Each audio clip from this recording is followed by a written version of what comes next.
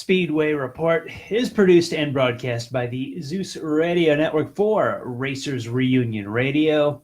Well, when cars fail tech inspection, how should they be punished? A question for you. A statement: dirt track prep can provide very good daytime racing if it is done right. And as long as there are Red Bull and Ferrari teams, we will always have stock car racing on the World Championship Tour and gold if you happen to host a motorsports radio show. We've got all this and more. Welcome to Speedway Report, Monday, October the 8th, 2018. From the shores of Lake Norman in Race City, USA, Mooresville, North Carolina, I'm Patrick Reynolds, and thank you for joining us on the fastest half hour in racing. Columbus Day weekend, always a busy one in the world of motorsports, with a little bit of a Monday holiday for a few folks. So let's hit up the Speedway Report Victory Lane Lap and take a tour around the world of auto racing. Let's start up a little bit north from where we are in Charlotte. In Dover, Delaware, yesterday afternoon, the Monster Energy NASCAR Cup Tour ran 400 miles on the Monster Mile, absolutely a car eater. And at the end of the day, Chase Elliott snatched victory from the jaws of defeat, as so many other guys looked to be on their way of victory lane throughout the day, only to have trouble befall them.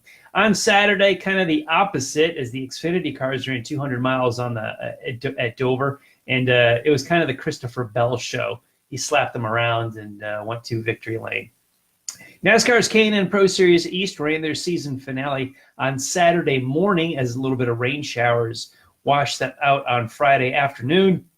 Ruben Garcia Jr. took the checkered flags. I had a good chance to meet him and his dad last year when they were in Charlotte, North Carolina for the Touring Series Awards. I remember Ruben Garcia from when I was a kid, and it was such a thrill to talk to him and got to meet Garcia Jr. Pretty cool for me. Tyler Ankrum celebrated his championship. He clinched that one a few weeks ago.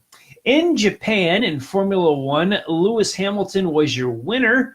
I'm real excited as they cleared Japan. The next race for the Formula One World Championship, booyah, right here in the United States in 2 weeks at COTA in Austin, Texas. With the right finish and the right point totals, Hamilton could clinch the World Championship right here in America. I think that's pretty cool. NHRA, we're not far from there. They were in Dallas, Texas. In Top Fuel, Steve Torrence takes his third straight win. I've just been rattling off Torrance's name for weeks now. He won with a 378 at 325 miles per hour. Robert Hight took funny car. Tanner Gray in Pro Stock, and L.E. Tonglet won in Pro Stock motorcycle. Lucas Oil Dirt Late Models finally ran the Pittsburgher 100, originally scheduled always a traditional week before the 4th of July or a close to 4th of July weekend.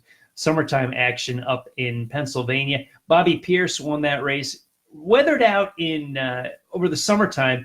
It was even rained out on Saturday night. They eventually ran it late yesterday afternoon, finally there. Last night a little bit anyway. Pierce won the 100 lapper. $30,000 goes to the winner. Part of Super Dirt Week, the World of Outlaw sprint cars were in Fulton, New York on Saturday night. Logan Schuchart, checkered flag in the A main. And the ARCA machines had also a rain out makeup at Indianapolis Raceway Park. Lucas Oil Raceway, O'Reilly Raceway Park, help me out here. It's always IRP to the old guys like me. That was weathered out from earlier in the year. Christian Eckes won the 200 lapper on Saturday night. Weather was not kind to the USAC sprints, as they were going to run in Eldon, Missouri on Friday and Kansas City on Saturday. They called both events earlier in the weekend. Rained out. Does not look like they will be rescheduled. Let's take a look at Super Dirt Week. Backing up to last Wednesday night in Weedsport, New York. The Sportsman race there was run by Dave Marcaselli, and the small block 100 lapper taken by Eric Rudolph. Thursday during the day at Oswego, New York was rained out. Actually, I think Wednesday was rained out there too. They kind of fought the weather all week. Go figure, upstate New York in October. Brewerton, New York did race on Thursday night, where Larry White won the small block race. Yeah, the week got a whole lot better for him in a little bit. Friday night at Oswego, The big block triple 30s were taken by Peter Britton, Danny Johnson, and Gary Lindbergh. The small block 25s by Tim Fuller, Eric Rudolph, and Matt Williamson. Saturday's small block 150 was won by Peter Britton. We're going to talk a lot about the racing up there here in a little bit. At Fulton Speedway on Saturday night, big block modifieds raced a win and you're in race. Basically, the winner got to tag on to the back of the big block 200 on Sunday. Mike Maresca saw the checkered flag there. And Sunday's racing, they fought the weather again. It was delayed a little bit getting going. They did get everything in, just a little bit behind schedule. Pro Stock was taken by C.D. Beauchamp. The Sportsman 75 by Shane Pecor. And in the big block 200, $50,000, Mr. White. Yes, White Lightning, Larry White wins the big 200 lapper in the 50 Gs. Big race for the pavement super late models in La Crosse, Wisconsin. They ran the annual Oktoberfest, 4 days of action, all kinds of racing, so many divisions, jam-packed. Bucket list race for me. I got to take this in someday. But the main event, the super late model 200, was won by Andrew Morrissey. What's so unusual about that? He crossed the line fourth. How does that happen?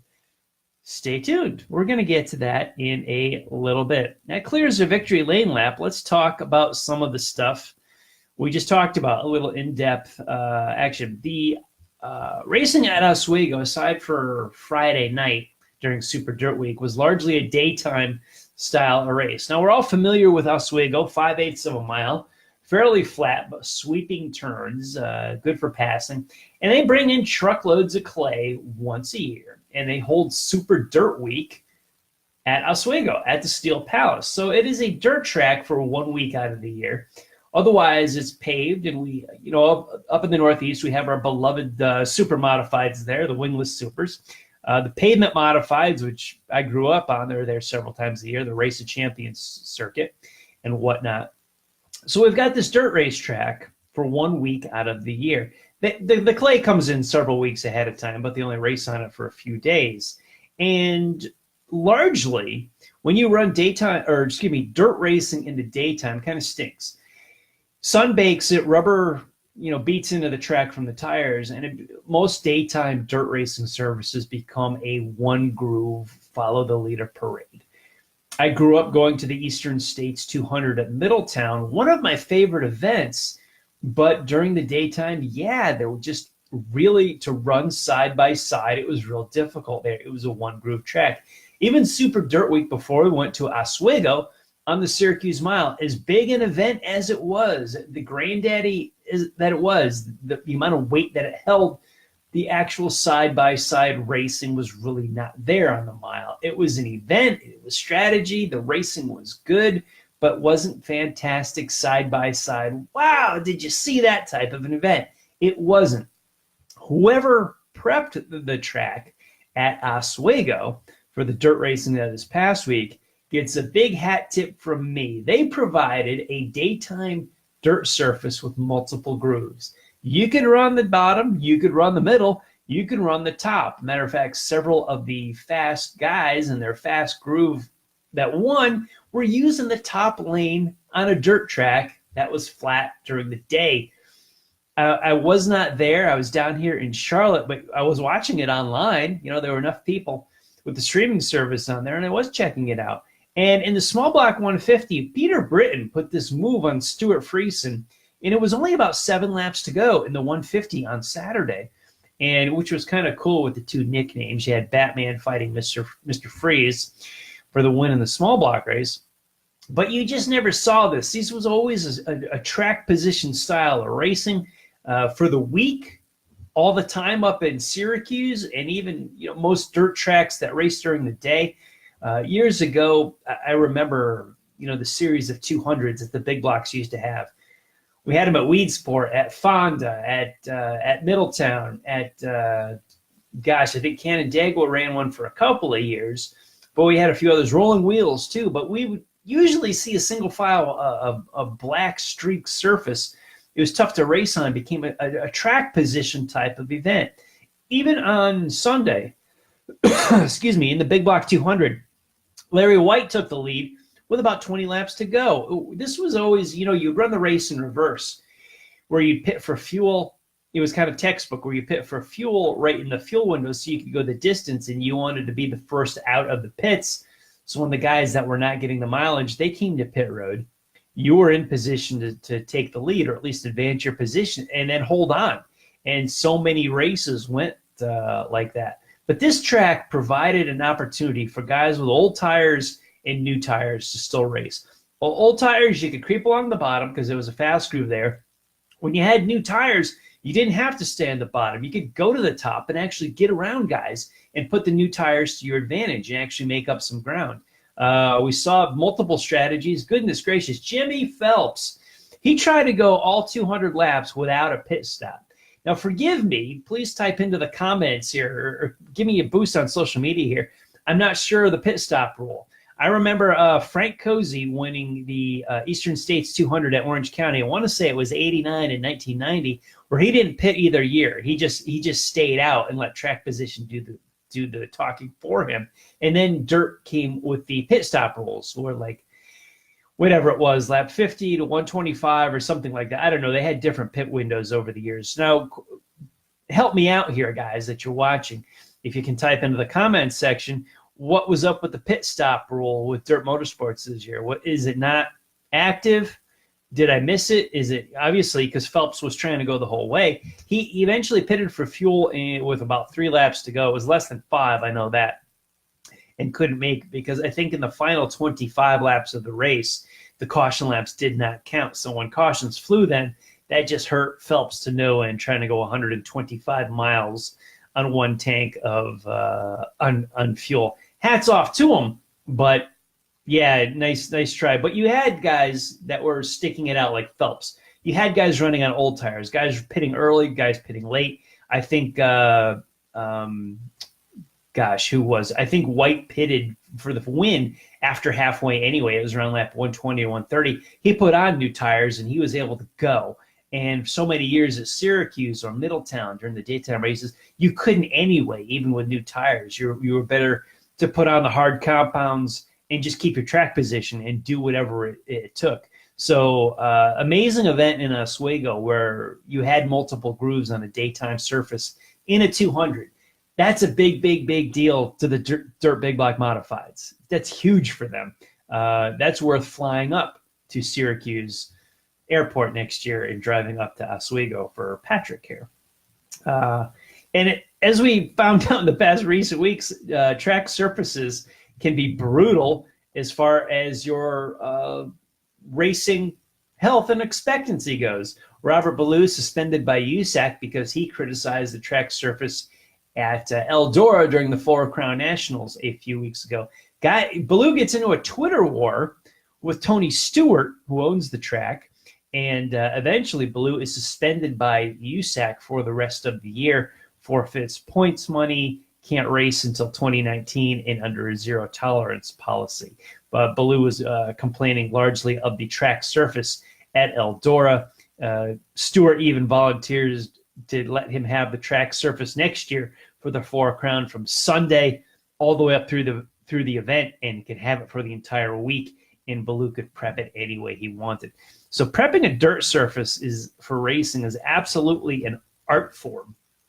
And the people, Ballou not real happy with the surface at Eldora a few weeks ago, but Oswego, my word, that was something special where you got a dirt track like that, and could see some 2 wide racing, and sometimes 3 and then some wide racing with multiple grooves in a daytime surface with the big block horsepower that they're putting down. That was something special, that you could get the dirt surface that way at Oswego. Well, jumping from the dirt, I want to hop off that and get to the pavement. And I talked about all the DQs at the Oktoberfest up in La Crosse. What the heck happened up there? Well, let me tell you. Ty Majeski and Jacob Goad finished first and third.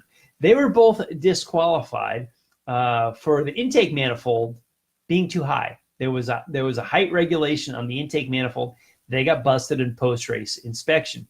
Johnny Sauter finished second and had a left side weight violation.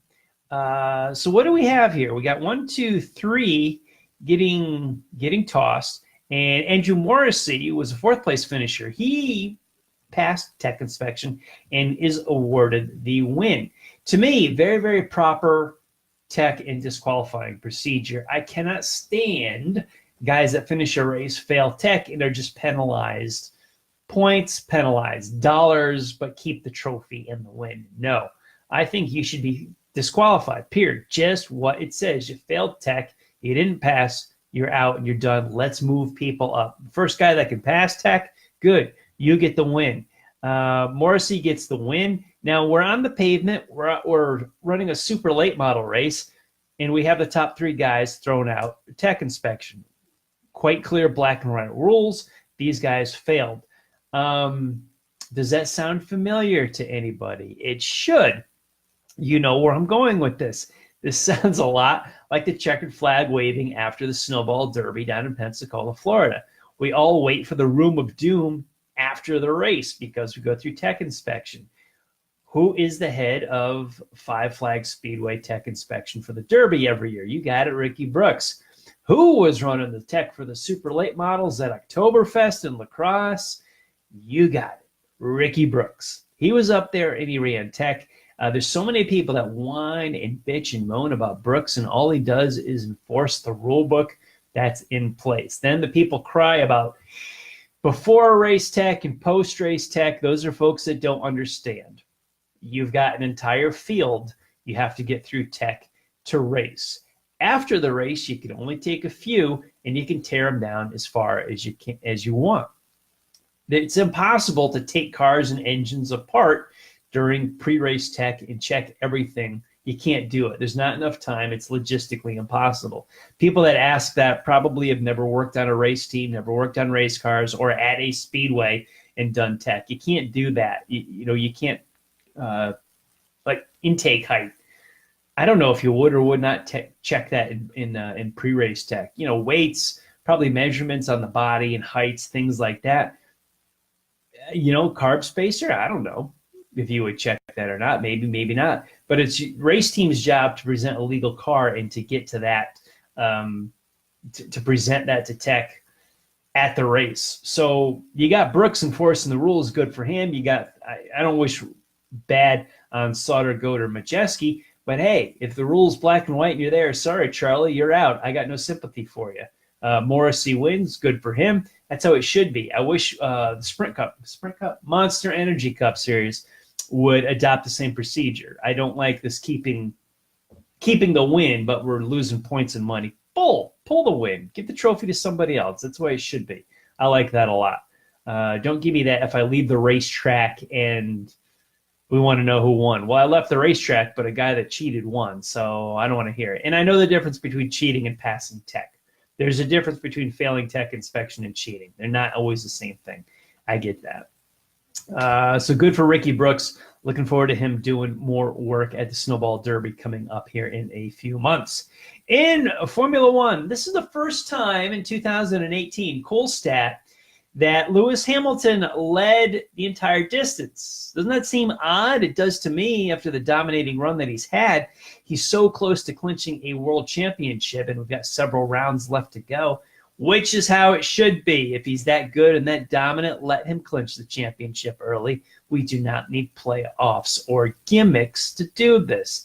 But he led from lights to the checkered flag. That's something pretty special. I would have thought he had done that already this year. He has not. And do you think Sebastian Vettel and Max Verstappen will be, I was going to say, passing the mashed potatoes at Thanksgiving this year? Then I double clutched in realizing, well, that's an American holiday. It does not appeal to Verstappen or Vettel at all. Anyway, Verstappen had run-ins with both Ferraris, with Kimi Räikkönen and Sebastian Vettel. I got to place blame on that. Looked like that was so close if you saw the incident between the two. Vettel went around. It was very close to, if it were in stock car racing, I would say, well, if the wheels are up to the driver's door, that's your spot. And that's about where Vettel's were. But in open-wheel racing, it happened so fast, and Vettel stuck the nose in there so quick. The two came together, parts went flying, Vettel goes around, Verstappen kept going. Verstappen still was able to pull off a podium, third place in spite of the damage, and Vettel back to sixth. But what it really did is hurt Vettel in points. and Hamilton can now clinch a world title here in a few weeks. I think it's cool that he could do it here in the United States. That would be neat. I'm not rooting for any one particular driver. I root for a cool story or cool scenarios. Winning a world title on American soil would be very, very cool. Those on the Bowman Gray Stadium Facebook page, you've seen the action that Paul McKeever was trying to stir up today. Go check it out and see if it is worthy of fun, or you want to chime in and think it's a distraction to real racing. Me, I got out the popcorn and enjoyed the entertainment. Stuff like that, sure, I watch it. Going into 2019, the NASCAR Cup Series will no longer allow drivers track bar adjustments. Good. Aside from spending money, I don't know what this accomplished in racing. We never used to be able to do this. Now everybody does it, so we all spent money to do it. It's kind of like the conversion to fuel injection in digital dashes. Other than spending a ton of money on the car owners' parts from the grandstand fan side, what did we gain? If it didn't make racing any safer, make racing any cheaper, or improve the quality of racing on the track, none of these three did, really. So we're going to eliminate cockpit panhard bar adjustments. I'm cool with that. I didn't think it was that great of a deal to do it to begin with. And you can imagine all the NASCAR guys on social media that are towing the company line. First to put the track bar adjustments in the driver's hands, then to take the track bar adjustments out of the driver's hands. You know the typical suspects that I'm talking about, the guys that you can trace their paycheck to NASCAR, the International Speedway Corporation, MRN, Fox, NBC, something like that. They get their paycheck from the company. So whatever NASCAR decision is made, it's the greatest thing since sliced bread. I never saw the point of digital dashes, fuel injection, or drivers' track bar adjustments. Aside from costing team owners money, they didn't do anything for me. They didn't do anything for the fans. It's just we spent a whole lot of money. Congratulations. We're going to piss away a whole lot more money. Guys, in between our broadcasts, keep up on the world of racing with SpeedwayReports.com. This broadcast and all of our past shows are uploaded on the site. We also have some articles to read. Upload of this broadcast and our past episodes are on Facebook. Head on over to Racers Reunion or the Speedway Report with Patrick Reynolds page. You can go to Twitter. We've got them there too. I'm at Speedway Report or at Speedway Pat. And if you go to racersreunion.com, where this all began, just head to the forum and I upload all of the shows there. You can also catch them on our YouTube channel. They are on LinkedIn and they are on Google+. So we're all over the internet. No reason to miss a show. If you're missing a show, shame on you. Go find them. They're all there. Plain and simple. Love to have you watch them. Tell me how much you love me or dislike me. The important thing is that you watch. Big thanks to everyone on our Facebook Live feed for joining the conversation during the show. If you can help me out with the Dirt Big Block pit stop rules, I'd appreciate it. Did Phelps need to pit? Why or why not? Was he allowed to do that? Help me out. I think I am behind the times. And during the autumn here, go see a race at a track near you. We've got some big autumn specials coming up at Short Track Racing. I don't want any more ghost tracks. I want you guys to go there this weekend and go see something. That is the best way to keep racing alive. I want to thank all of the military past and present for the freedoms we enjoy as Americans in our daily life, including the simple things like bench racing right here on a Monday night. Freedom is not free, and a veteran paid that bill for us. To all of the men and women who are defending freedom and watching Speedway Report, take care of yourselves and come home soon. A special salute to the teachers, school staff, firefighters, police officers, and paramedics in their own communities. They are quiet and modest heroes every single day. God bless and thank you. You have been watching Speedway Report from the shores of Lake Norman in Race City, USA, Mooresville, North Carolina. Please like our Facebook page, Speedway Report with Patrick Reynolds, and follow me on Twitter at SpeedwayPat. On the Drag Racing List Facebook page next is Racing and Rockin'. With draglist.com, you can join Bill, John, and Barb with some really cool music. So if you're on Facebook, go to Drag Racing List as soon as we are off the air. We will be back live here on Facebook in 1 week, Monday, October the 15th, I think we're going to be, if my math is correct. We will look at Talladega, the Winchester 400, Thompson's World Series, Petit Le Mans, short tracks, and a whole lot more. Thank you for joining us today, and I will see you next time.